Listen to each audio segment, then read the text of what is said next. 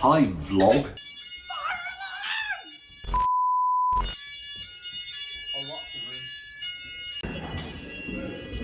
Be careful. You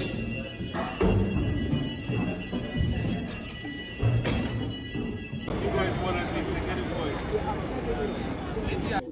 Yeah. Okay, this whole thing was good.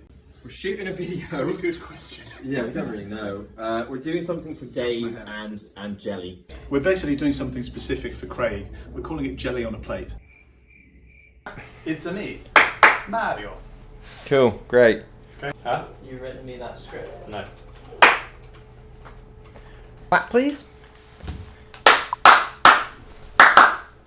Thank you. It's incredibly unhelpful. Happy? Fuck you, Lucy. You've not responded to whether or not to come to my wedding, you dick. I think that's probably We're good. all we need. Yeah. For DriveTribe, unfiltered. We're about to record another episode of the famous DriveTribe podcast, which is the most unprofessional podcast about motoring in the entire world, but somehow we're the second biggest one in the entire of the United Kingdom. Yes, we are, I'm not making it up. Collecting cars. And we were in front of Collecting Cars once, which is the Chris Harris podcast, so we've done very well to beat him. Is everyone going to talk? Let's all talk. Who's going to be on it? Who's going to be on it? Well, me, because I am the star attraction. And we're going to have Rachel Hogg, who is there. Hello. We have Russell Campbell, who is downstairs moving a van, and we have Carl Fortune, who is a motoring journalist. I'm walking at the camera just to freak you out. Carl Fortune, who's a motoring journalist who specialises in Porsches and dogging vans. So they're going to speak to him about those. Actually, our biggest ever podcast episode was about dogging in camper vans, so you can tell how highbrow it is. Hello and welcome back to the DriveTribe podcast, the very unprofessional motoring podcast brought to you by the editorial team here at DriveTribe Towers in London. You're joined this week by me, Tim Rodey, the aforementioned Rachel Hogg, Hello. Russell Campbell, Hello there. and motoring journalist Carl Fortune. Well, as Tim rightfully described there, I'm a motoring journalist of all things, and happy to be here. Thank you for coming along, and we're going to talk about your favourite subject later on. We're going to do a bit of a Porsche special just for you, Carl. Porsche Fantastic, thank you. Porsche Fest. So we're just setting up for mail time. James's arrival is imminent. As you can see, haven't done it for a fair amount of time. Tim, say hi. I'm not helping. Mike, also here. Say hi. I'm scared I'm going to say something really inappropriate. Yep. I'm not good.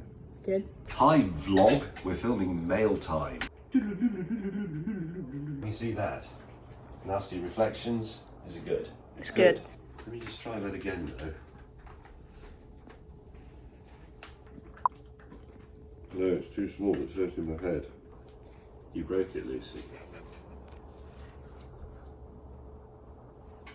Let's turn it off and turn it on again.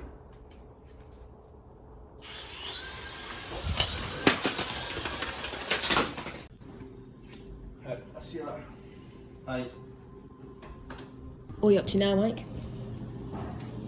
I'm spending my evening on the rig, although, like my colleague Russell, I should really be watching my football team play Rangers versus Braga in the UEFA Cup. UEFA Cup is not 2005, it's the Europa League. Today's DriveTribe adventure is at Stoneleigh Park for Race Retro. It's a show I've never been to, but loads of really cool racing and classic cars kicking around here. Here are two ways to do a Ford RS200. There's either completely stock, absolutely mint, or there's this. Full hill climb spec, God knows how much power. Standard weapon. You're a Boxster owner. I am a Boxster owner. This is technically a Boxster. What's your take on that? Technically, yes, it is. I think the biggest problem for it is that it is far too much Boxster and not enough Speedster. We found the Formula 1 cars. Let's take a look.